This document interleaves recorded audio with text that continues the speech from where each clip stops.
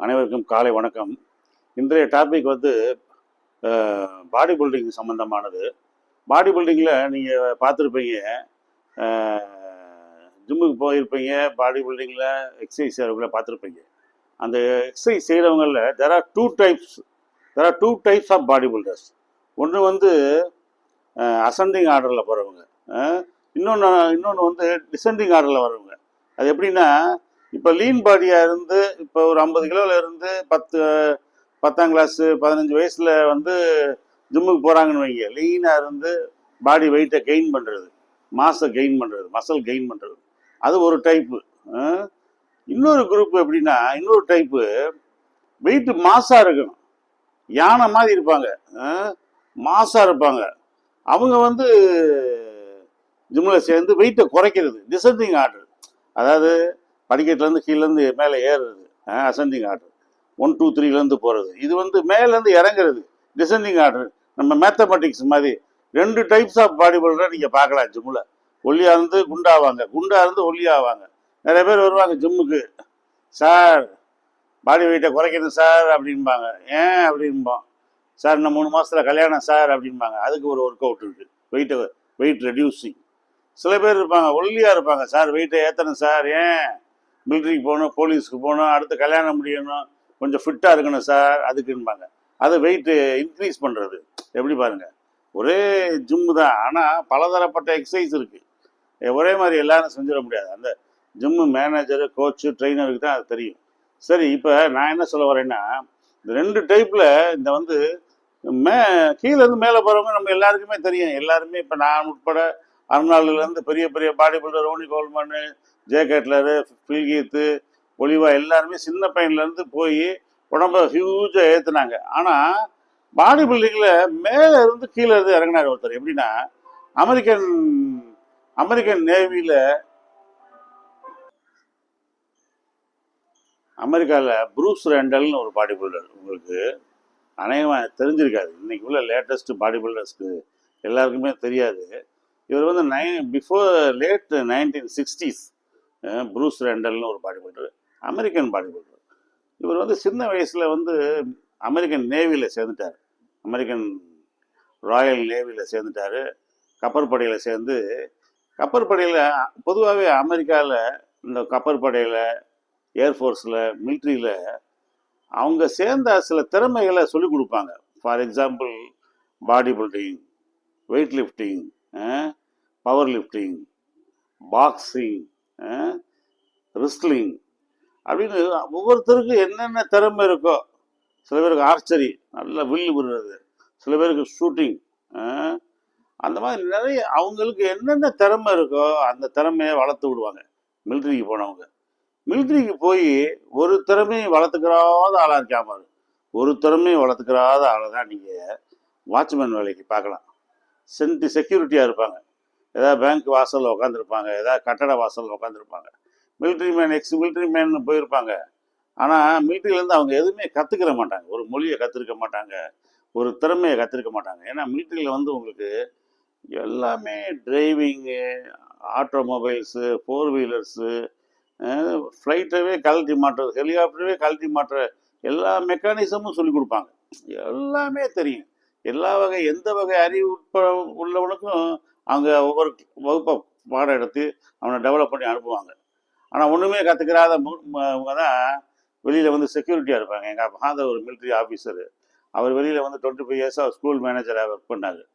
அவர் சொன்னது, வெளியில் ஒருத்தன் வந்து செக்யூரிட்டியாக இருக்கான்னா அவன் எதையுமே கற்றுக்கலன்னு அர்த்தம்டான் அதுலேருந்து, மிலிட்ரியிலேருந்து அப்படின்னு.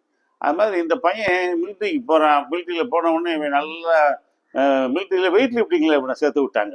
வெயிட் லிஃப்டிங்கில் சேர்த்தா ஆள் நல்லா வெயிட்டை தூக்குறாங்க. வெயிட்டை தூக்குனா நல்ல பயங்கர திறமைக்காரனாகிறேன். நேஷனல் லெவலில், ஸ்டேட் லெவலில், நேஷனல் லெவலில், பெரிய லெவலில் நல்ல சாம்பியனாக இருக்கான். அப்புறம் குறிப்பிட்ட காலம் ஆனவுடனே இவன் வந்து நேவிலேருந்து விலகிடுறான். ஆனால் நேவியில் இருக்கும்போது இவன் நல்ல சாப்பாடு, உங்களுக்கு 3 வேளை சாப்பாட்டுக்கு வந்து மிலிட்ரியில் வந்து பஞ்சமே இருக்காது, அள்ளி கொட்டுவாங்க. சிக்கனு, மட்டனு, எக்கு அப்படின்னு. காஷ்மீர் மாதிரி ஏரியாலெல்லாம் இருந்தீங்கன்னா ஆப்பிள்லாம் நிறைய கிடைக்கும்பாங்க. ஃபாதர் சொல்லுவார், தூக்கி எறிவோம்டா விளையாடுற மாதிரி அப்படின்பாரு. அப்படி சொல்கிறது, அப்படி ரொம்ப நிறைய கிடைக்கும் அப்படிம்பாங்க. அந்த மாதிரி உணவு நிறைய கிடைச்ச உடனே இவர் நல்லா சாப்பிட்டு பூதம் மாதிரி வந்துட்டாரு. இந்த பக்கத்துல பாருங்க, பூதம் மாதிரி இருப்பாரு. இப்ப என்ன பண்றாரு, மிலிட்டரியை விட்டு வெளியே வந்துட்டாரு. வெளியே வந்ததும் பழைய மாதிரி சரியா சாப்பிட முடியல, மிலிட்ரி ட்ரைனிங் இல்லை, வெயிட் லிஃப்டிங்கை விட்டாரு. விட்ட உடனே ஒரு ஆக்சிடென்ட் ஆயிடுது. ஆக்சிடென்ட் ஆன உடனே காலில் வேற அடிபட்டுருது. காலில் அடிபட்ட உடனே என்ன ஆகுதுன்னா, இப்போ இவர் என்ன பண்ணுறாரு, காலில் அடிபட்டதோட ட்ரீட்மெண்ட் எடுக்கிறாரு. ரொம்ப உப்பிட்டாரு. உப்புனோடனே எல்லாரும் சொல்கிறாங்க, ஏய் உடம்பு குறையா, இதுக்கு மீறி உடம்பு ஏறிச்சுன்னா உனக்கு பயங்கரமான ஆபத்தியா அப்படின்றாங்க. உடனே இவர் என்ன பண்ணுறாரு, இவர் வெயிட் லிஃப்ட் தானே, நீ வெயிட் லிஃப்டிங் செய்ய முடியல. இப்போ பாடி பில்டிங்கில் இறங்கிட்டாரு. ஒரு ஜிம்முக்கு போகிறாரு. ஜிம்மில் போய் மாஸ்டர் சொல்லி கொடுக்குறதெல்லாம் கேட்டு செய்கிறாரு. நீங்கள் நம்பவே மாட்டீங்க, ஒரு ஜிம்மில் 7 மணி நேரம் இருக்காருங்க. காலையிலேருந்து சாயங்காலம் வரைக்கும் ஜிம்முலேயே கிடக்குறேன், வெயிட்டை குறைச்சிட்டா வெளியே வருவேன்னு ஒரே dedication.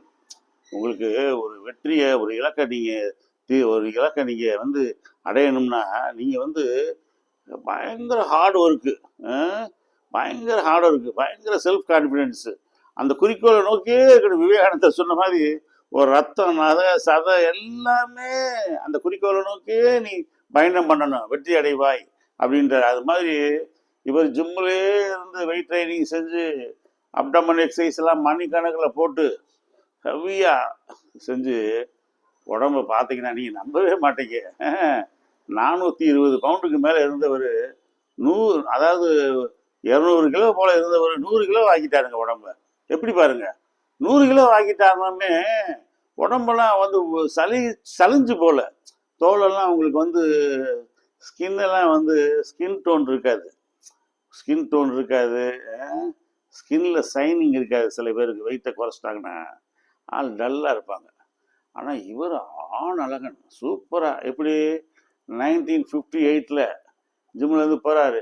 Mister America, mister America ஆனதாங்க. மிஸ்டர் யூஎஸ்ஏ வாங்கிட்டு 1959 மிஸ்டர் யூனிவர்ஸ் ஆனழகன் அழகாக வாங்கிட்டாரு. ஏன் sir,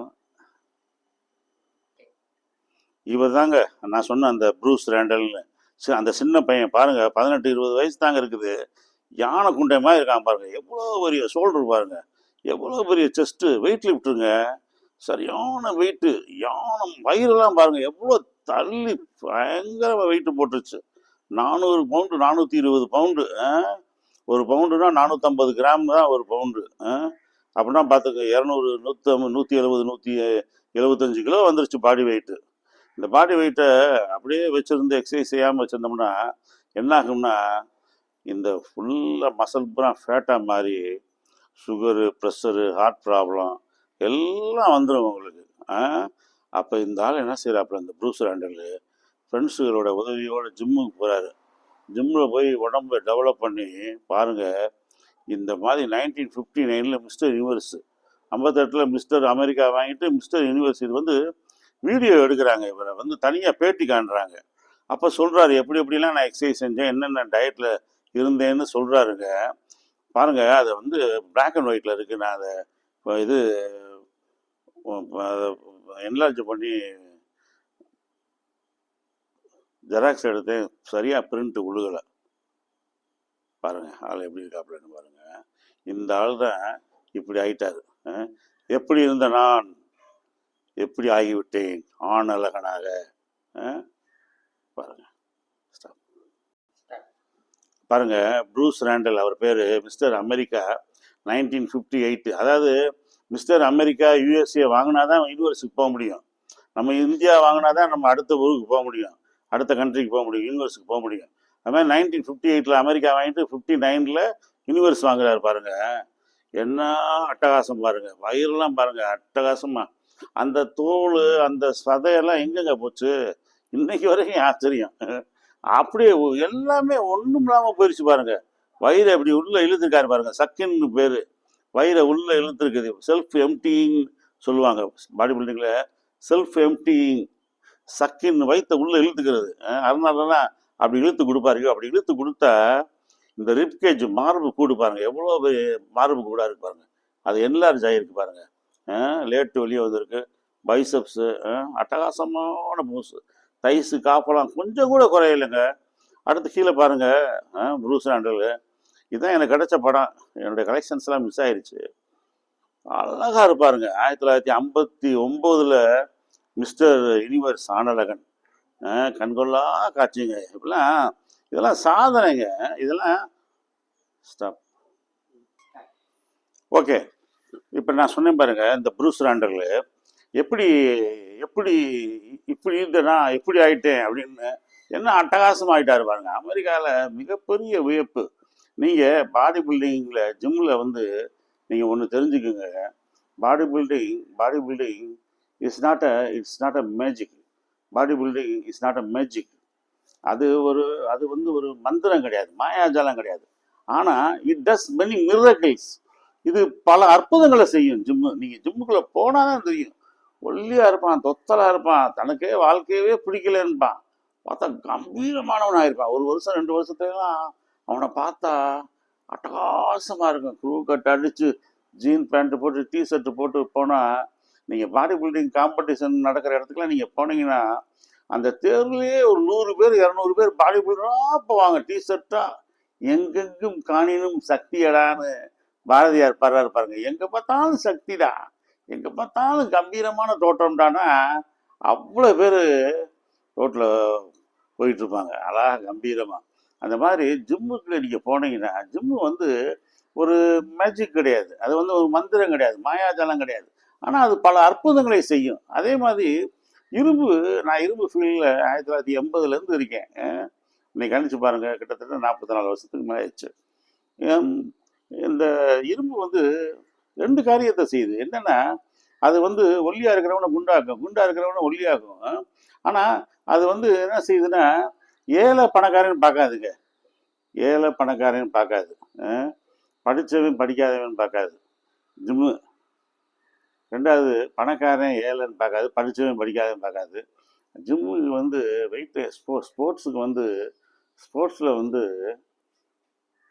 there is no caste, no religion, no race, no sex, no color, எதுவுமே இல்லைங்க ஸ்போர்ட்ஸில். ஒன்லி நீங்கள் திறமைக்காரனா உள்ளே நுழையிறீங்களா, நீங்கள் என்ன ஜாதி மதம் அதெல்லாம் ஜிம்முக்கு தெரியாதுங்க. அது பார்சியாலிட்டியே பார்க்காது. ஒரு பள்ளிக்கூடத்தில் கூட, ஒரு காலேஜில் கூட ஒரு ஆசிரியர் பார்சியாலிட்டி பார்ப்பார். நல்ல மனவன்ப்பா, அவனுக்கு ஒரு 5 மார்க்கை கூட போடுவான், இவன் சேட்டைக்காரன்ப்பா, அவனுக்கு மார்க்கை குறைச்சி போடுவான் அப்படின்பாரு. ஒரு அம்மா அப்பா கூட கடைசி பையனுக்கு கடைக்குட்டிக்கு கொஞ்சம் செல்ல பையன்ப்பா, அவனுக்கு கொஞ்சம் அதிகமாக கொடுப்போம்ப்பா அப்படிம்பாங்க. சில பேர் வீட்டில் சில பேர் சேட்டைக்காரனாக இருப்பான், அவன் எதையாவது வீட்டில் பிடிக்கி தின்னுக்கிட்டு இருப்பான், அவனுக்கு கூட கொடுத்துக்கிட்டு இருப்பாங்க. அந்த மாதிரி ஆள் இருக்காங்க இல்லை, அது மாதிரி. ஆனால் ஜிம்மில் வந்து நீங்கள் அப்படி கிடையாது. அந்த மாஸ்டரே வெறுத்தாலும், அந்த ஜிம்மே வெறுத்தாலும், ஒருத்தன் வந்து தொடர்ந்து வந்து எக்ஸசைஸு டம்பிள்ஸ் எடுத்து ஆர்ம்ஸ் அடித்து செஸ்ட்டு போட்டு ஷோல்டர் போகிறான்னு வைங்க, சூப்பர் ஆயிடுவான். அதான் நான் இப்போ சொன்னது. இவங்கெல்லாம் மேலேருந்து கீழே இறங்கினவங்க. டிசெண்டிங் ஆர்டர்னா மேலேருந்து கீழே இறங்கினது. இப்போ என்ன மாதிரி ஆளுகள்லாம் நாங்களாம் சின்ன பையனாக இருந்து ஜிம்முக்குள்ளே போய் பெரிய உருவமானது. இவங்க பெரிய உருவமாக இருந்து சின்ன உருவமானது. அதனால் பாடி பில்டிங்கில் இந்த ப்ரோக்ராம் பார்க்குறவங்க 420 பவுண்டு போல் இருந்தவர் 200 பவுண்டு ஆக்கினார் உடம்பு. அப்போ 90 கிலோ போல் ஆக்கினார். அந்த 90 கிலோ ஆக்கிட்டு அதில் வெற்றி பெற்றவர் ஒரு ஆனழகன். இவர் ஒரு பாடம் எடுத்துக்கோங்க. ஜிம்முக்கு போனால் எல்லா பேரும் வெயிட்டை குறைக்க முடியும். இன்றைக்கி நிறைய மாடர்ன் டெக்னிக்ஸ் வந்துருச்சு. உங்கள் ஜிம் மேனேஜர், கோச்சு எல்லாத்தையும் கேட்டிங்கன்னா நல்லா அருமையாக உங்களுக்கு எக்ஸ்பிளைன் பண்ணாங்க, சொல்லிக் கொடுப்பாங்க. ஸ்டாப்.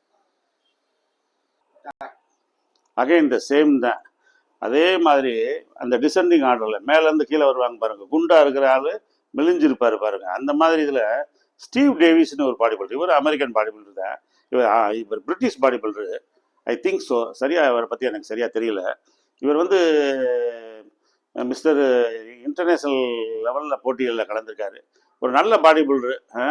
இவர் பாருங்கள் எவ்வளோ பாடி வெயிட்டாக இருக்கார் பாருங்கள். முதல்ல ஹியூஜாக இருப்பார், அப்புறமேட்டு அவரே ஒரு படிக்கட்டில் நிற்பார், கீழேருந்து மேலேருந்து கீழே இறங்குற மாதிரி. பக்கத்தில் பாருங்கள் அழகாக மாறி இருப்பார். அப்படி ரொம்ப லீன் ஆகி ரொம்ப குவாலிட்டியாக இருப்பார். நான் தான் சொன்னேன்ல, பாடி பில்டிங் வந்து அது வந்து ஒரு மந்திரம் கிடையாது, ஒரு மாயாஜாலம் கிடையாது. ஆனால் பல அற்புதங்களை செய்யும். அது நீங்கள் ஜிம்முக்குள்ளே போனால் தான் தெரியும். ஒல்லியாக இருக்கிறவனை குண்டாக்கும், குண்டாக இருக்கிறவனை ஒல்லியாக்கும், வலிமை இல்லாதவனை வலிமையானவனாக்கும், கோழையை வீரனாக்கும்.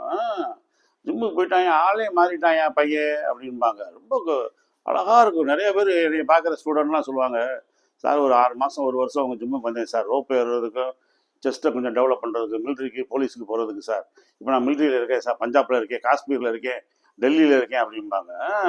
தொத்த பையிலையும் கம்பீரமானதாக ஆக்கிடும். அதனால் பாடி பில்டிங் ஒரு அருமையான ஒரு ஒரு ஒரு எப்படி சொல்கிறது, பாடி பில்டிங் இஸ் எ பெனாசியா. உடற்பயிற்சியே அனைத்து நோய்களுக்கும் மருந்து அப்படின்றாங்க. அனைத்து பிரச்சனைகளுக்கும் அருமருந்து உடற்பயிற்சி. இந்த பாடி பில்டரை நீங்கள் நல்லா பாருங்கள், அருமையான பாடி பில்டர். எனக்கு கலரில் கொஞ்சம் கிடைக்கல, என் கலெக்ஷன்ஸ்லேருந்து எடுக்க முடியல, புக்ஸு பூரா தேடி பார்த்தேன், சரியில்லை. அப்புறம் போய் இது சென்ட்ரலில் நெட்டில் போய் தான் தேடி எடுத்து பிளாக் அண்ட் ஒயிட் படம் தான் கிடச்சிச்சு. அதுதான் நீங்கள் பாருங்கள், நல்லா பார்த்துக்கங்க. ஸ்டீவ் டேவிஸ் ஒரு பேர், ஸ்டீவ் டேவிஸ் ரொம்ப அழகாக இருப்பார், பயங்கர ரிப்புடாக இருப்பார். இன்னும் நிறைய படங்கள் இருக்குது, நீங்கள் நெட்டில் போய் பார்த்தீங்கன்னா ஸ்டீவ் டேவிஸ் ஒரு பேர், நீங்கள் பார்த்தீங்கன்னா தெரியும். அவ்வளோ மஸ்குலராக இருப்பார், ஹைலி ரிப்புடுன்னா அந்த இதில் காமிச்சேன் பார்த்துங்க, ப்ரூஸ் ரேண்டல், இவரெல்லாம் ஒரு ஒரு உதாரணங்கள் உங்களுக்கு. அதாவது மேலேருந்து கீழே வந்திருப்பாங்க, வித்தியாசமான பாடி பில்டர்ஸு. இதை நீங்கள் பார்த்து பாருங்கள், உங்களுக்கு ரொம்ப மகிழ்ச்சியாக இருக்கும். எனக்கு நீங்கள் சப்ஸ்கிரைப் பண்ணுங்க. அப்படி ஸ்டாப் நான் சொல்கிறேன்.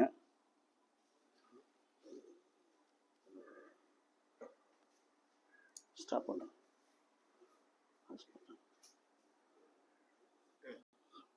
பாருங்க, டோட்டல் மஸ்குலாரிட்டின்னு அவரே ஒரு வீடியோ கேசட்லாம் போட்டிருக்காரு. அதாவது அந்த டைமில் வீடியோ கேசட்டு, டிஷர்ட்டு, அவங்களுடைய ஃபோட்டோஸு, அவங்களுடைய ஆட்டோகிராஃபு எல்லாத்துக்குமே காசுங்க.